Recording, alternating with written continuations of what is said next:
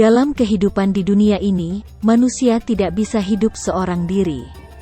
Karena manusia itu memiliki kehidupan sosial, yakni tidak bisa hidup tanpa bantuan orang lain.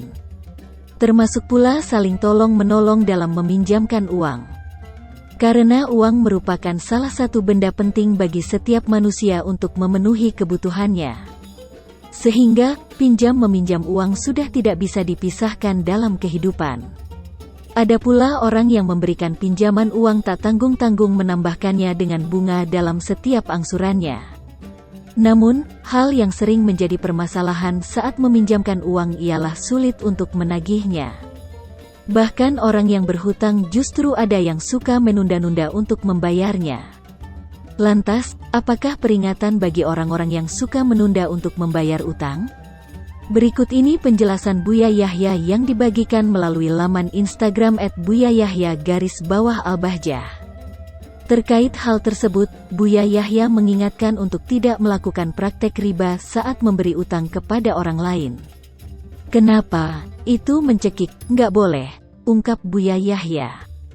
Buya Yahya mengingatkan jika ada yang membutuhkan pertolongan cukup beri pertolongan, bukan menjeratnya dengan riba.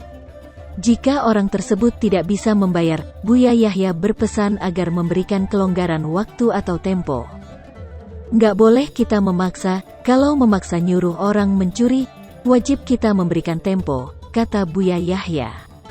Sedangkan bagi pihak yang diberi pinjaman atau berhutang, Buya Yahya mengingatkan jika sudah sanggup membayar utang maka jangan menundanya lagi.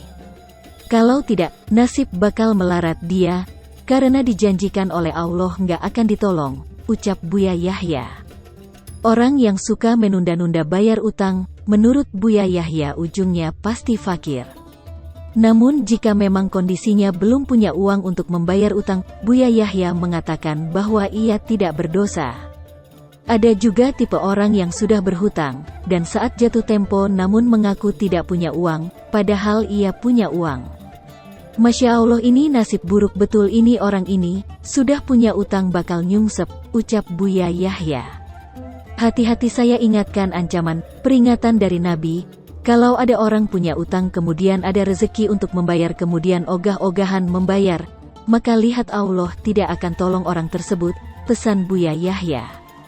Demikianlah penjelasan mengenai peringatan bagi orang yang suka menunda membayar utang sebagaimana disampaikan Buya Yahya.